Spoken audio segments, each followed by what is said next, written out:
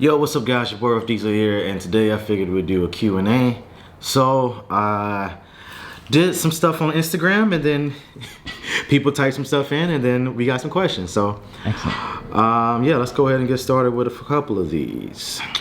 Question number 1. Just everyone. Do you foresee the NPC or IFBB adjusting rules and regulations after passing of several athletes last year? That's from Strong Sweet Caroline on Instagram. I know her very well. She actually is married to one of our coaches on Fit Body Fusion. But honestly, guys, I don't think they're going to change anything. In my opinion, it would be impossible to go about trying to. So one, having to test each athlete, just you got to think of the logistics of it, honestly. So testing each athlete not only would be very, very expensive, but there would be a whole lot of issues with, let's say, the speed of testing wouldn't be sufficient. So we would test people before the show, the person would win, and then a week later we would find out if they actually won, which would be really crappy, you know? Besides that, I don't believe it's their job to regulate what adults do. I think us as athletes should be aware of every risk versus reward we're taking. And we, obviously, us as pro athletes have come to terms with that, you know? I'm definitely for all about freedom of choice. Now, one thing I would like to see, I think would be a really cool idea, is if they could figure out a way to maybe get us free blood work testing or discounts on more expensive tests, things like that, I think would be a very, very good idea. Maybe an annual checkup to see if we're healthy, you know?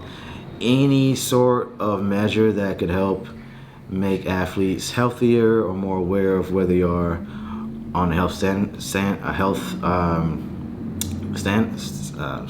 or whatever word I'm looking for would be a good idea. So that's my opinion on that. No, they should not change any rules. That would be very, very difficult to track, pay for, and all that. But I do think they should help us to be healthy in some way or another. All right, next question from Will the Beast. He's got his own YouTube page, check it out. He's interviewed a lot of cool bodybuilders, myself, Chris Bumstead, Ian, a couple other guys as well. But his question is, when you're doing a vacuum pose, are you able to breathe or are you holding your breath the entire time? I'm holding my breath the entire time. I feel like I'm gonna die. That's why you see a lot of guys that hit a vacuum pose and then after like a couple seconds they have to reset it, and that's them breathing, you know, sucking in some oxygen. So you can definitely still, you know, kind of hit a vacuum with that and still breathe, but it's not gonna look as good. It's not gonna be as deep as a vacuum where you're holding your breath. Why aren't you competing in the Arnold Classic this year? What's going on, Mr. Diesel? I have no idea. I feel like that's all I've been boasting, and that's I have no idea. Yeah, it's news to me. Here's a cool one. What is the best advice you have for people just getting into bodybuilding?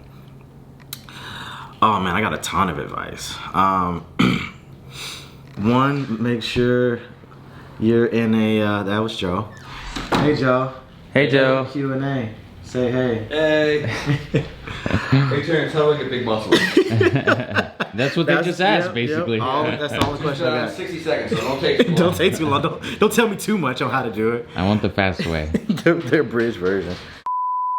And that was from ZMB_77. So one of the biggest things is to make sure you're in a healthy spot financially, you know, mentally, emotionally. I think that's a good thing. Some people they say breakups make great bodybuilders, but you definitely want to be able to completely focus in on your prep no matter what, and you shouldn't have to worry at least about finances on that end or any other crazy like relationship drama.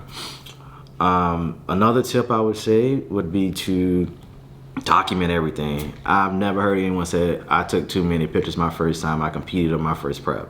You know, 5 years, 10 years from now, it'll be cool to kind of look back at what you did and kind of where you know, what you thought at that time when you were competing.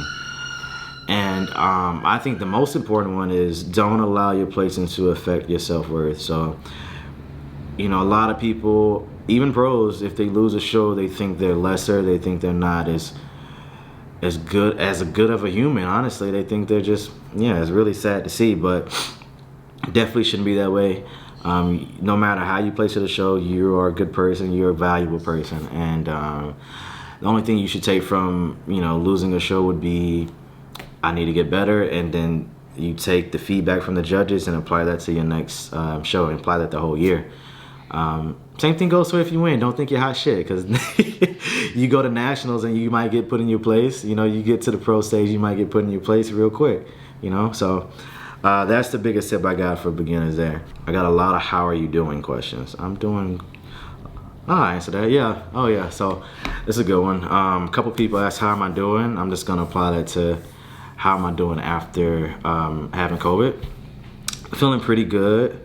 Strength is back to normal. Some exercises is even higher.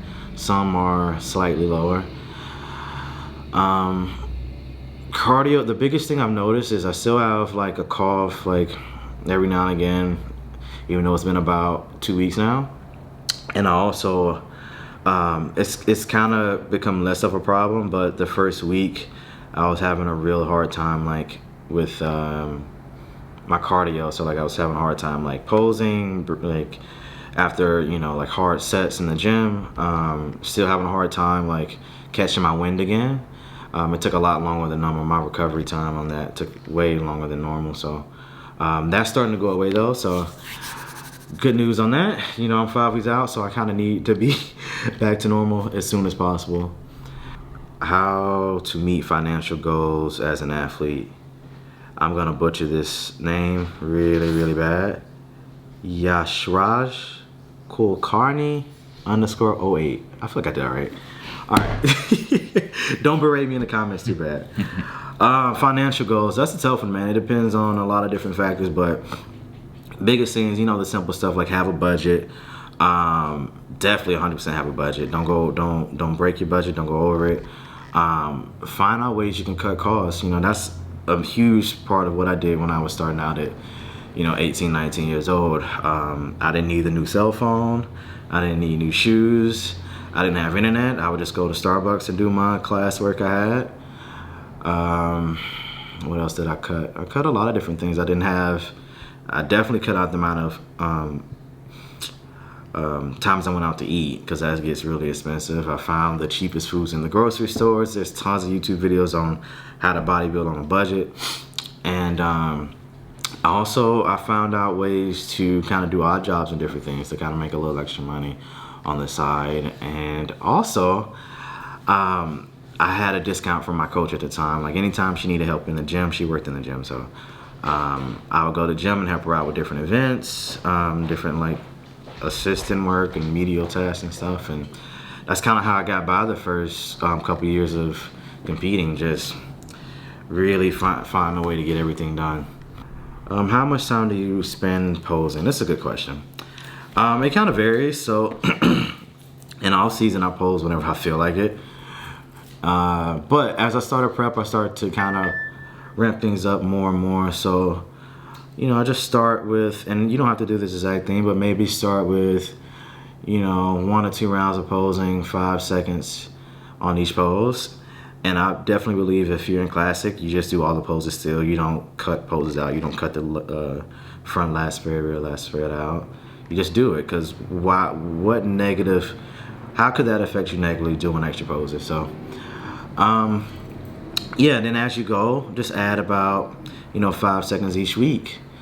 And by the end of it, you know, I'm doing about 3 rounds and holding poses for, I don't know, 15, 20 seconds a piece.